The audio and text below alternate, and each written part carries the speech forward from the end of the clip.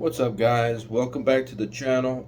In this video I'm going to be comparing the claims of benefits to side effects of testosterone replacement therapy. I googled it on AI, ChatGPT. I have a list of like 13 benefits and 15 side effects. I'm going to go down through the list and let's compare my experience to what it claims to be. So, number one, increase lean muscle mass and strength. I would say yes, I increased a little bit of muscle mass and a little bit of strength, not much. Decreases in body fat, especially visceral fat. I'd say yes. With me eating the same diet, the same amount of food, or maybe slightly more, I still reduced my body fat by maybe 1 to 2%. Not much, not significant. But it did lower, so that is true. Improves bone density, lowering risk of osteoporosis. I don't know if my bones are getting better. They probably are. Number 4, enhances mood and reduces depression in some men. Yes, it took a long time for this to happen. It took higher doses for this to happen. But yes, my mood has been better. I never really been depressed, but I'm feeling pretty darn good. I'm good every day. Right now, I got like 4 hours of sleep, and I still feel good. Um, let's see, we got boosts energy levels and reduces fatigue. Yes, I'm never tired. I'm sleepy, but not tired.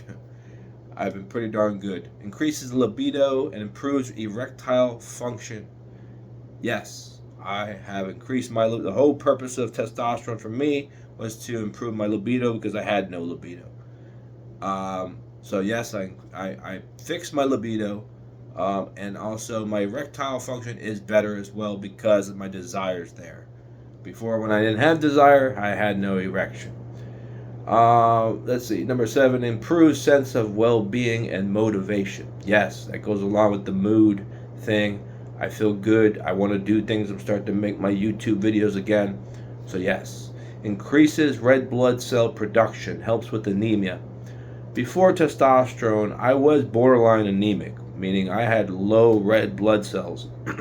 I wasn't in bad condition or anything. I was just very low. Now I am more higher in the range, in the normal range, so it has fixed that, which helps with a lot of things. But if it gets too high, you got to be careful as well. But yes, that is true. Improves cognitive function and memory in some men. Yes, I work in meetings all day. I have to use my brain for my job. Yes, I've noticed an improvement with that. It's been good. Enhances recovery from exercise and physical activity. I've never really had an issue with that before, so I can't really say if it really improved that. It probably does, but I can't say for sure.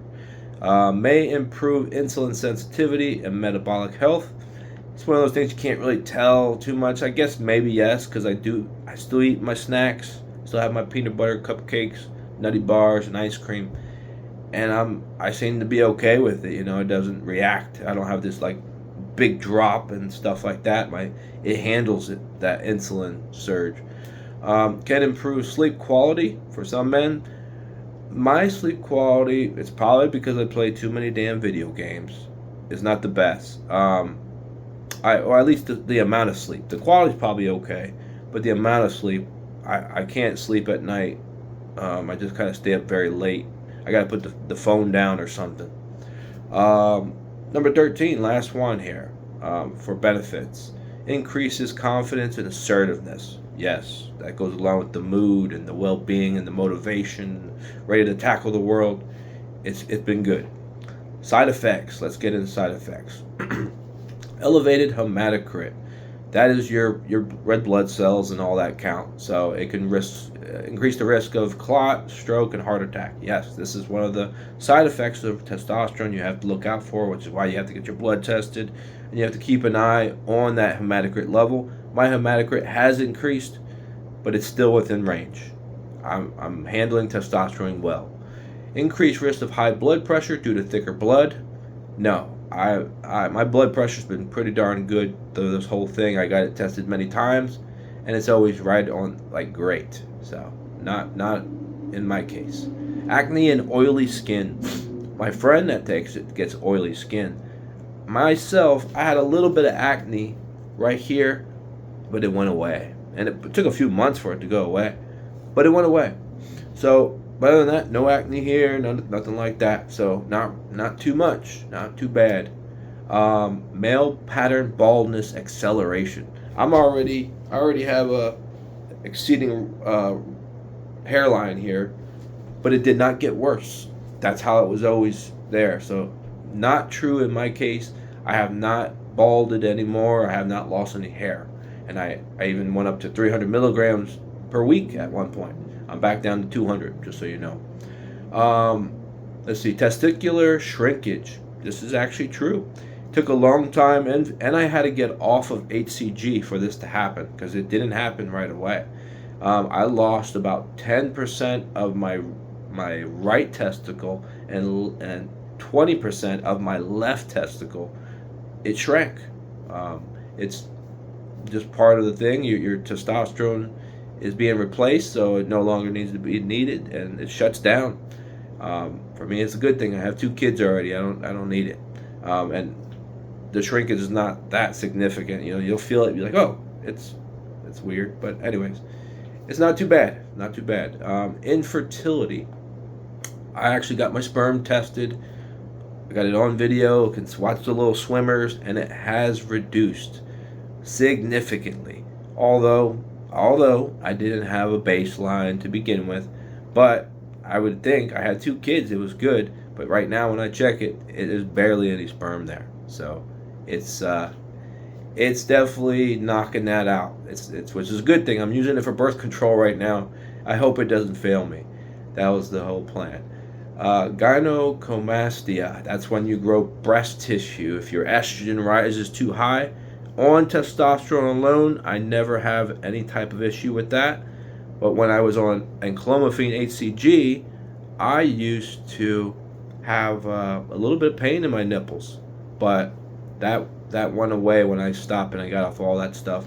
Once I got on testosterone only, no AIs, no aromatase inhibitors, blocking estrogen, I've been good. Even on 300 milligrams, none of that. So it's not true for testosterone for me.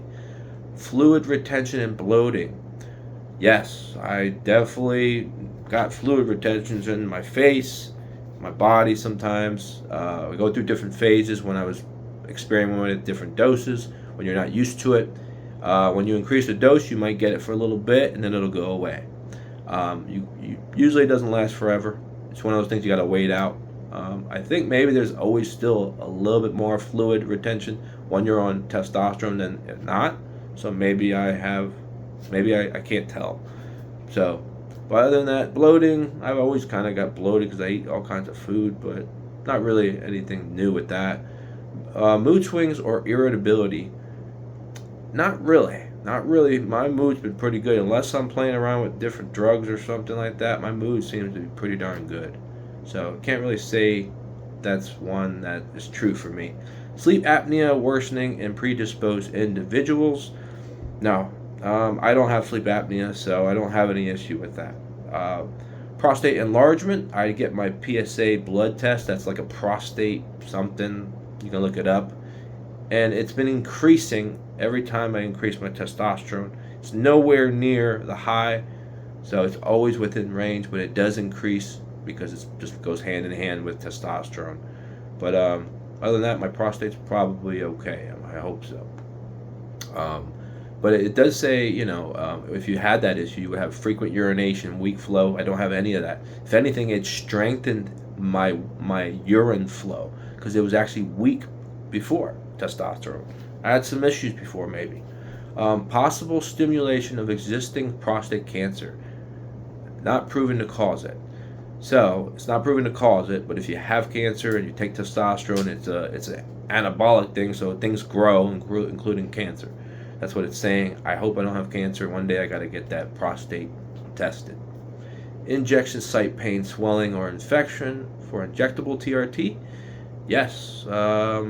You get injection site PIP pain, post-injection pain, but it's not more than anything more painful than when you go to the gym and you hurt the next day. DOMS, delayed onset muscle soreness. It's not bad at all. I don't never had swelling or infection, nothing like that. I don't even get those little testosterone clots where they get it stuck underneath the skin, and I do sub-Q. I don't get any of that stuff. Liver strain, that's mainly for the oral testosterone. I don't do oral testosterone. I do injectable. I don't have to worry about that. Increased LDL, bad cholesterol. Decreased HDL, good cholesterol. I think that might be true, but I didn't have enough blood tests to do so. But the last time I got my blood test, my bad cholesterol has increased and my good has decreased. So it might be true, but I'm going to be watching that in the next blood test and the next blood test. I'll be doing this forever. So I'll keep you guys updated. That was the last one. If I missed anything in this list, ask me. I'll tell you my experience to see if it's true or not. Remember, this is just my experience. Somebody else might have these or might not have these. It just depends on your own situation. Thank you for watching, guys. I'll see you in the next video.